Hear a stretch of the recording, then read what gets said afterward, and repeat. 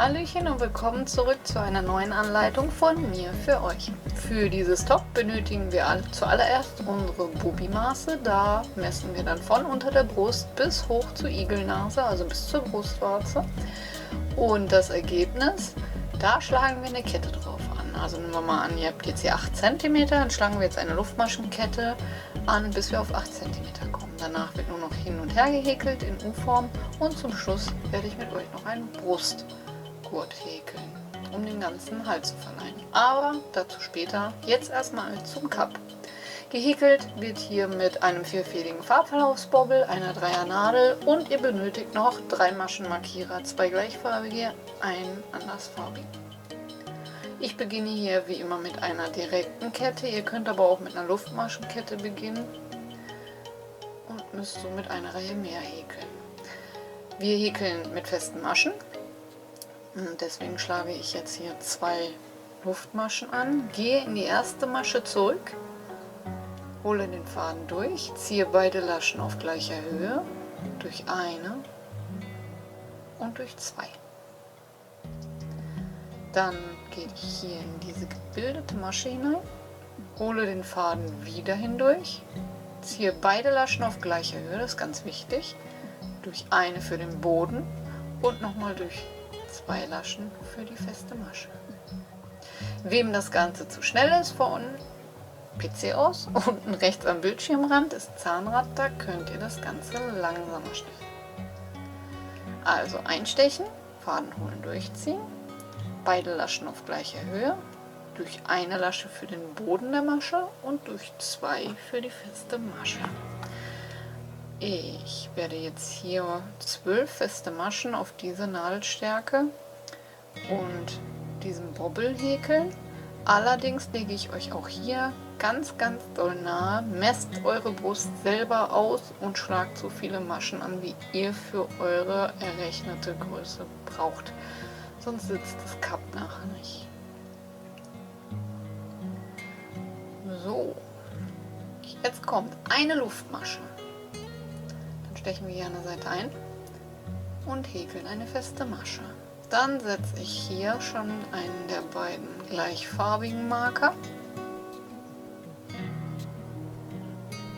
Die sind für Anfang und Ende. Und dann häkeln wir jetzt erst einmal bis rauf ganz normal feste Maschen, also 12 feste Maschen.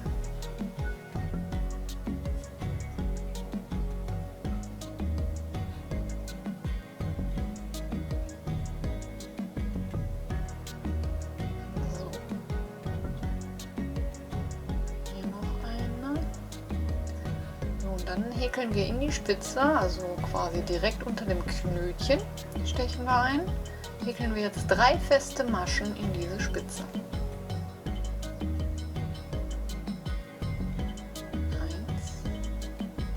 1, 2 und 3. Und hier setze ich in die mittlere Masche der 3 den andersfarbigen Marker. Nun wieder 12 Maschen herunter.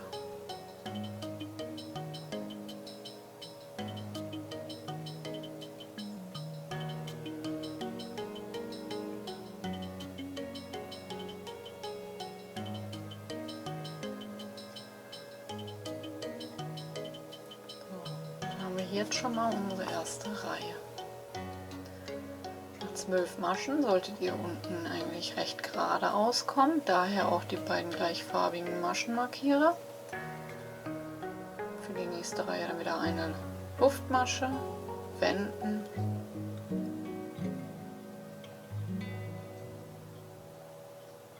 und weiter geht's mit festen Maschen. Und auch hier wieder wichtig, in die erste Masche den Marker setzen, gerade bei Anfänger, damit es hier schön gerade bleibt.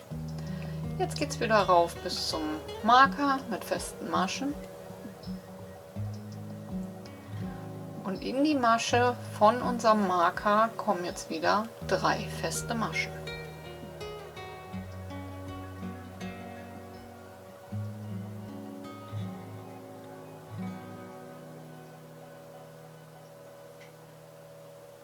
den Marker wieder in die mittlere dieser 3 Maschen setzen und die restlichen festen Maschen bis nach unten. Ganz easy, kein Hexenwerk. Das Ganze häkelt ihr jetzt Runde für Runde, Reihe für Reihe so weit, bis das Cup perfekt über eure Brust passt. Es wird automatisch in die Breite und in die Höhe gehen. Und mehr ist es eigentlich erstmal nicht. Davon brauchen wir 2 Stück und ich zeige euch jetzt gleich noch eine Endreihe. Also hier jetzt erstmal das rohe Cup. So sieht es dann aus, schmiegt sich dann komplett um die Brust herum und dann können wir jetzt noch einen Abschlussrand häkeln und somit das erste Cup dann beenden und noch ein zweites häkeln. Eigentlich ganz easy. Für den Abschlussrand eine feste Masche bzw. eine Luftmasche. Man sticht in die erste Masche ein, holt beide Laschen hoch, verdreht diese nach hinten und mascht das Ganze ab. Einstechen, Faden holen, hochziehen, verdrehen und abmaschen. Verdrehen und abmaschen. Ihr bekommt irgendwann ein Gefühl dafür, wie hoch ihr die beiden Laschen ziehen müsst. Also auch da nicht so schnell aufgeben. Auch bei mir hakt es öfters mal. Aber ich finde, das ist ein super schöner Abschlussrand und eigentlich total simpel.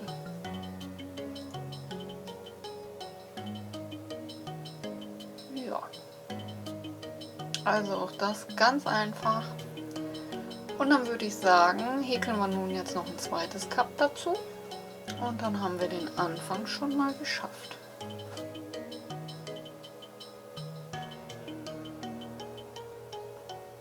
Insgesamt hatte ich 14 Reihen fester Maschen gehäkelt, um auf die Breite zu kommen.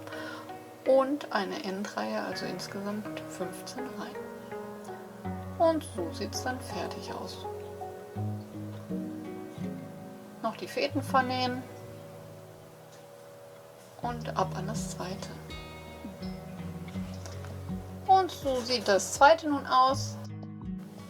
Und nun können wir uns an den Brustgurt begeben und der ist auch ganz simpel gehalten mit festen Maschen, Hin- und Rückreihen, nur versetzt. So, kommen wir nun zum Brustgurt. Für den Brustgurt werde ich ganz normal mit festen Maschen arbeiten. Dazu schlage ich jetzt wieder eine direkte Kette mit 10 festen Maschen an, wie schon am Anfang gezeigt. Ihr könnt aber auch ganz normal 10 Luftmaschen machen, Rückreihe feste Maschen und dann so häkeln, wie ich es euch gleich zeige.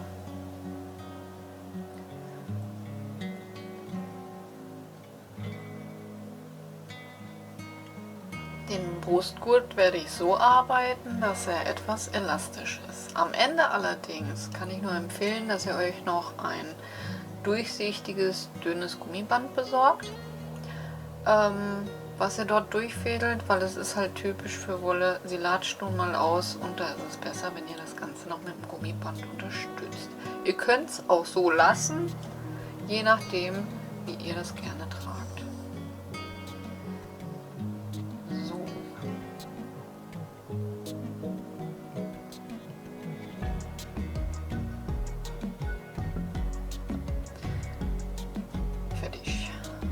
Kommen wir zur ersten Reihe. Eine Wendeluftmasche drehen und nun im hinteren Maschenglied, also in der hinteren Lasche der Masche, einstechen und eine feste Masche abheben. Setzt euch hier am besten auch Anfang und Ende immer einen Marker, denn durch diese Musterung, dass wir in der hinteren Lasche arbeiten, verdreht sich so ein bisschen die Masche. Also gerade für Anfänger, die sollten mit Maschenmarkierer arbeiten. Oder aber ihr zählt immer mit. Und nun die ganze Reihe, einmal bis zum Ende.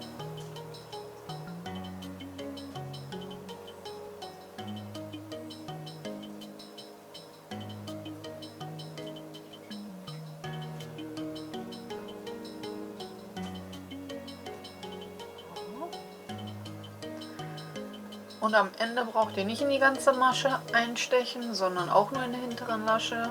Dann wieder eine Wendeluftmasche und auch in der nächsten Reihe wieder in die hintere Lasche, also in den hinteren Maschenglied eine Masche einstechen. Ganz leicht zu merken, und so bekommen wir eine Rippoptik, die zudem auch noch sehr elastisch ist.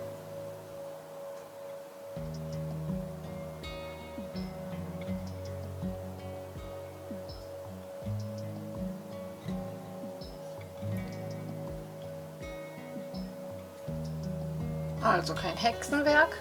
Und so häkeln wir jetzt Reihe für Reihe für Reihe, bis ihr diesen Gurt einmal komplett um euren Brust oder unter eurer Brust herum bekommt. Es sollte nicht zu locker sein, aber auch nicht zu fest. Ihr solltet das, wenn ihr es geschlossen habt, problemlos an- und ausziehen können.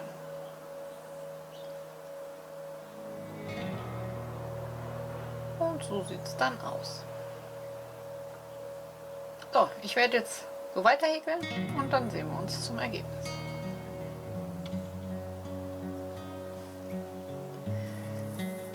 Nach 128 Reihen bin ich soweit fertig. Das sollte aber jeder für sich individuell anpassen. Und hier vernähe ich jetzt einfach. Ihr könnt es auch zu häkeln, aber ich mag diese wulstige Naht nicht. Ihr habt ja dann immer von innen trotzdem so eine Kettmaschenreihe. Könnt ihr machen, müsst ihr nicht. Also ich vernähe jetzt hier mit dem Couchstich, dann habe ich eine schöne flache Naht, die nicht stört und keine Abdrücke hinterlässt. Dazu steche ich einen halben Zentimeter erstmal am hinteren Häkelstück an, lege den Faden nach vorne, steche in der Höhe des Fadens ein, am vorderen Häkelstück einen halben Zentimeter. Dann wieder überlegen, hintere Häkelstück, Faden überlegen und vordere Häkelstück. Und indem ihr mal so im Wechsel hin und her habt ihr nachher eine schöne, zu flache Naht.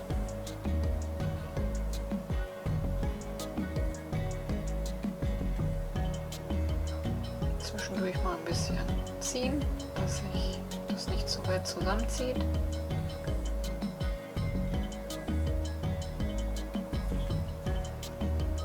Und hier am Ende mache ich einfach einmal hin und her, vernähe den Faden und fertig. Ja, und so haben wir dann eine schöne flache Naht, wo nichts stört, nichts drückt und keine Abdrücke hinterlassen werden. So, jetzt falte ich diesen Brustgurt einmal in der Mitte. So ersparen wir uns die ganze Abzählerei, viel zu mühselig, so kann man sich viel Arbeit sparen.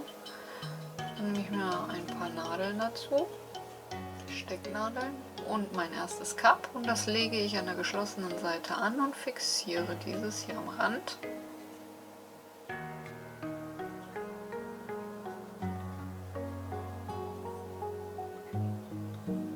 Ich zeige euch das auch nur ungefähr so ein bisschen provisorisch. Wie ihr das am Ende macht, bleibt euch überlassen. Ich zeige euch halt jetzt nur, wie ihr das Ganze machen könnt, ohne mühseliges Abzählen, und trotzdem habt ihr das nachher schön in der Mitte. So, dann lege ich das Ganze vorsichtig um, nehme mir mein zweites Cup hinzu und fixiere auch dieses hier an der vorderen Reihe.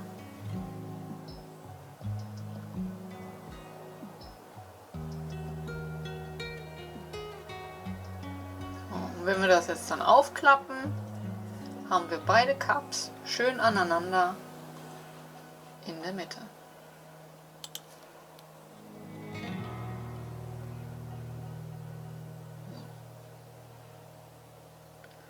Ja.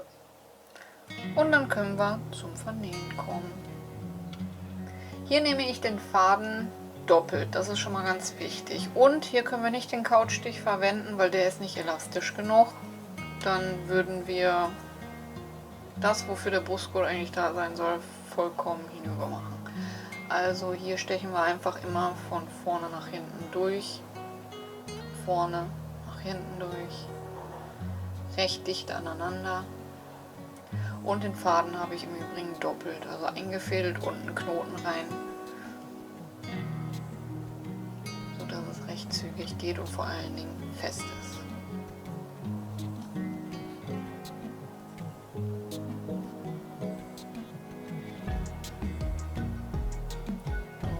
die Reihe einfach ganz locker vernähen. Nicht groß dran rumziehen und rumzuppeln,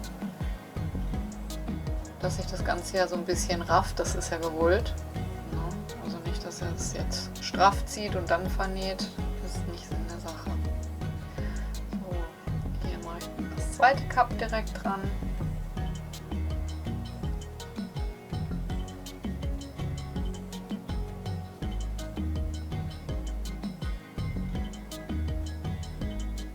Und auch hier dann wieder schön dicht aneinander.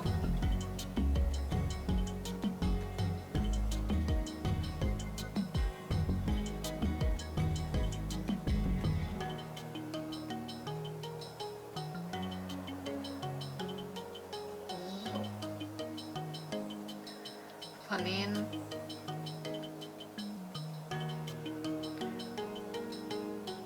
Und fertig. Und so sieht es dann von der Außenseite aus. Ich würde sagen, kann sich sehen lassen. Hier habt ihr es nochmal an der Puppe, also das liegt schön an. So soll es auch sein, nicht zu eng, nicht zu locker. Und jetzt können wir noch die Kordeln für die Cups machen. Dazu nehme ich eine ganz simple, aber dennoch sehr schicke Kordel. Wir machen 3 Luftmaschen, einen Umschlag und gehen in die erste Masche zurück. Holen den Faden durch und häkeln einfach ein Stäbchen.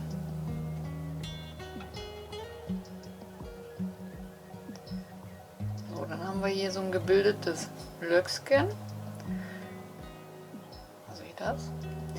Dann wieder 3 Luftmaschen, dann wenden, einen Umschlag und jetzt in das Löckchen einstechen und wieder ein Stäbchen häkeln. Dann haben wir hier das nächste, 3 Luftmaschen, dann wenden und wieder ein Stäbchen durch das Löckchen abhäkeln. 3 Luftmaschen, wenden, ein Stäbchen durch das Löckchen. Ja, und so geht es jetzt weiter, bis für euch der Träger lang genug ist. Also ich werde für links und für rechts jeweils einen Träger jetzt häkeln, die ich dann im Nacken verbinden kann.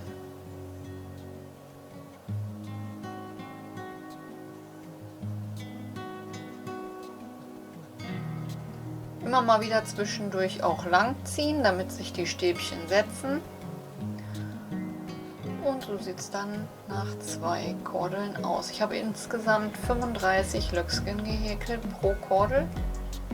Schön elastisch. Und die können wir dann jetzt noch annähen.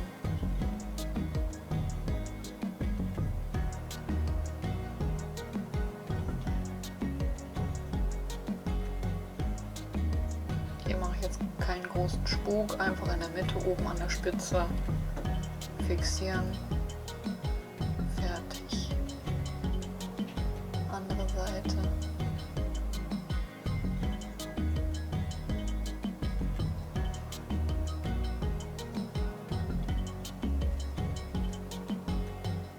Und fertig. Ja, und dann können wir das hier hinterm Hals schön schließen.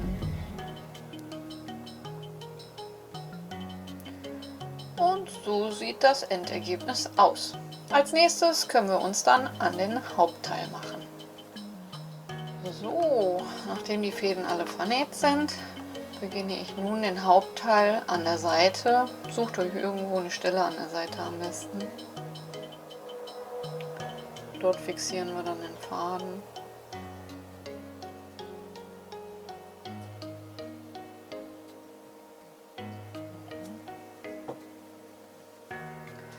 Mache 2 Luftmaschen. So. Und jetzt steche ich immer pro Reihe ein. Also hier gehe ich jetzt da rein, wo die 2 Laschen sind und häkel ein halbes Stäbchen. Dann habe ich hier eine einzelne Lasche, da steche ich etwas tiefer, um 2 Laschen auf der Nadel zu haben. Auch hier wieder am besten einen Marker setzen.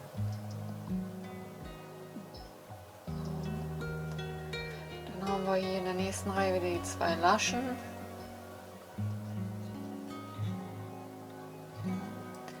Und danach wieder eine einzelne, einfach ein bisschen tiefer einstechen. Und den Rhythmus können wir jetzt komplett einhalten, bis wir einmal ringsherum unsere halben Stäbchen verteilt haben.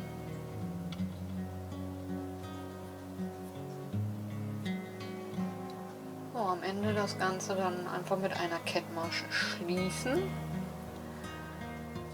Da ich 128 Reihen hatte, habe ich jetzt ungefähr 129 Maschen, die gut teilbar durch 3 sind. Also werde ich jetzt hier mal Dreierfächer machen. Dazu mache ich einen Umschlag und steche hier unten am Fuß in die gleiche Einstichstelle ein und häkel dann 2 halbe Stäbchen hinzu, so dass wir optisch 3 halbe Stäbchen haben durch die Anfangsluftmaschen. Dann lasse ich eine Masche für den linken Fächer, eine Masche für den rechten Fächer und steche in die dritte Masche ein und häkel auch dort wieder 3 halbe Stäbchen.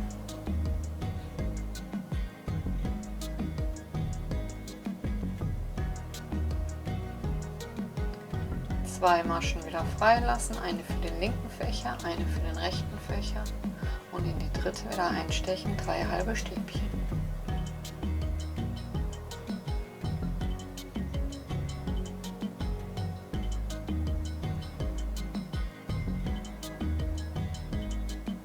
Dritte Masche, 3 halbe Stäbchen.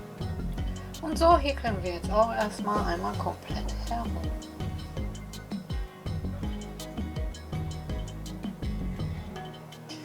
Am Ende auch hier wieder in die Masche, erste Masche einstechen, mit einer Kettmasche schließen. Und dann vorab, ich rutsche gleich ein bisschen aus dem Bild, sorry dafür, deswegen erkläre ich das nochmal genau und habe auch etwas langsamer gestellt.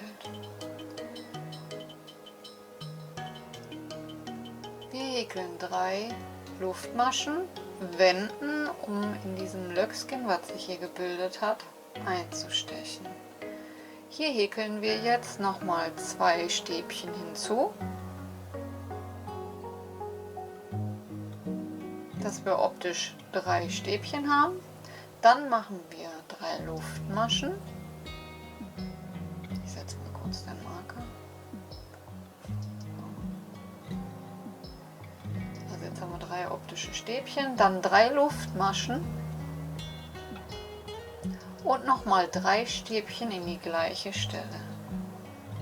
Einfach in das Löckchen um die dicke Kette herum.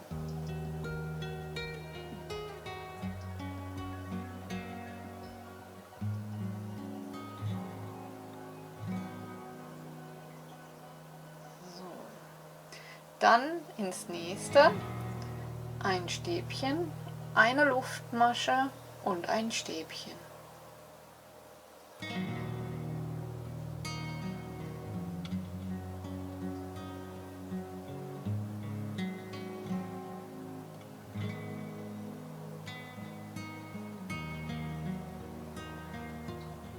Dann ins nächste Löckchen zwischen 2 Fächern.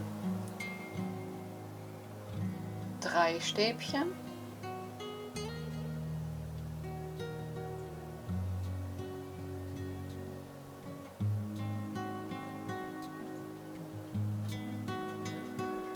Drei Luftmaschen und 3 Stäbchen.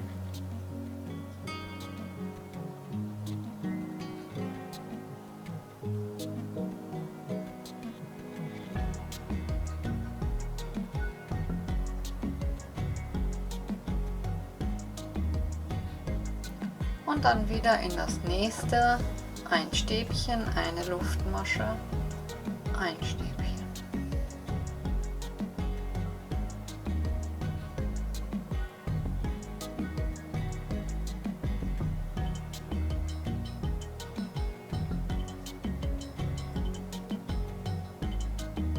Danach wieder ein Fächer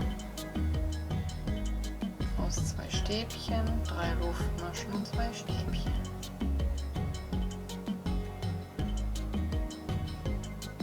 Und so sieht es dann aus. Ganz easy. Nach 10 Reihen so gehäkelt, immer am Anfang mit einer Kettmasche in den Fächer gemogelt oder aber ins V, können wir nun erweitern, denn wir wollen ja eine A-Linie haben, indem wir jetzt die Reihen mit dem V auch zu so einem Fächer erweitern. Also das V zu so einem Fächer. Und die Fächer lassen wir als Fächer. So werden wir das Ganze ein ganzes Stückchen breiter machen und trotzdem wird es ein angenehmer Übergang sein, der nicht so auffällt.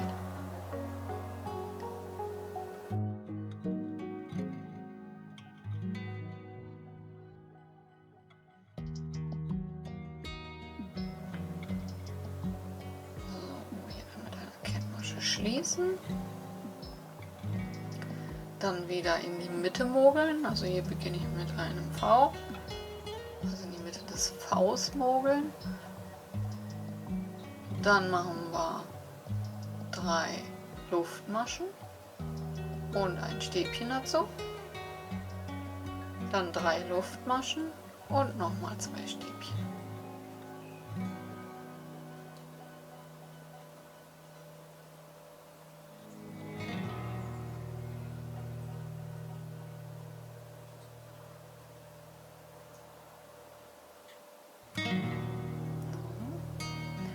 Dann der nächste Fächer, bleibt ja ein Fächer. Da machen wir dann auch wieder 2 Stäbchen, 3 Luftmaschen und 2 Stäbchen.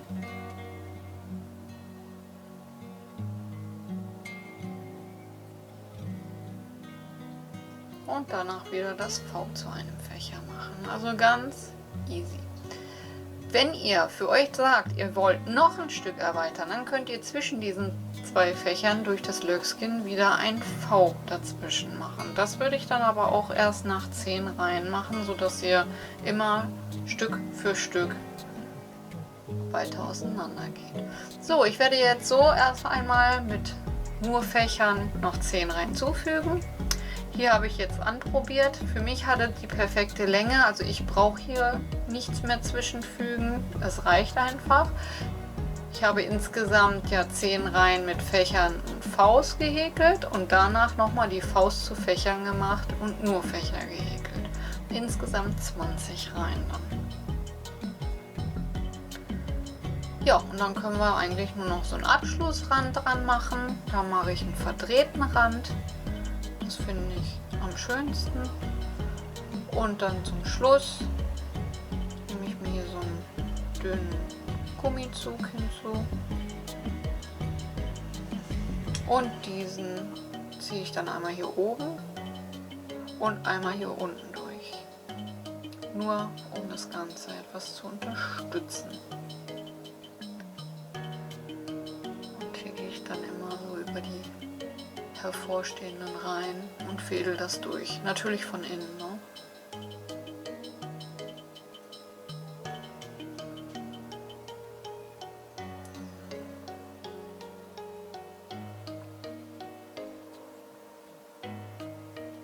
Hier fixiere ich mir das mit der Sicherheitsnadel, damit der Anfang nicht hinterherkommt.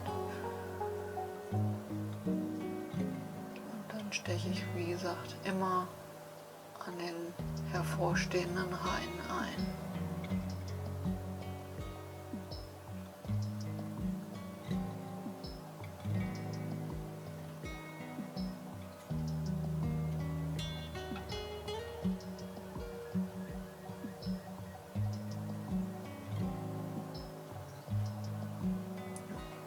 Also wie gesagt, unten am Rand habe ich auch einfach nur einen verdrehten Rand wie bei den Cups gemacht.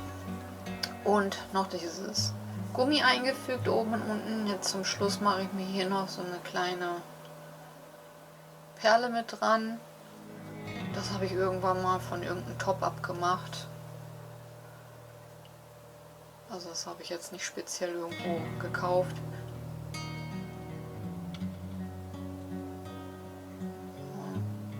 Mache mir dann die kleine Perle drauf und fixiere mir das zwischen den Cups.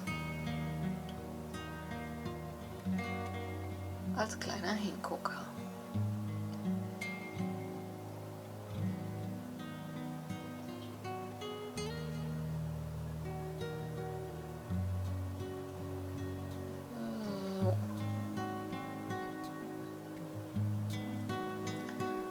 So sieht es dann aus. Schlicht, aber auch. Ja, ich hoffe, euch hat die Anleitung gefallen.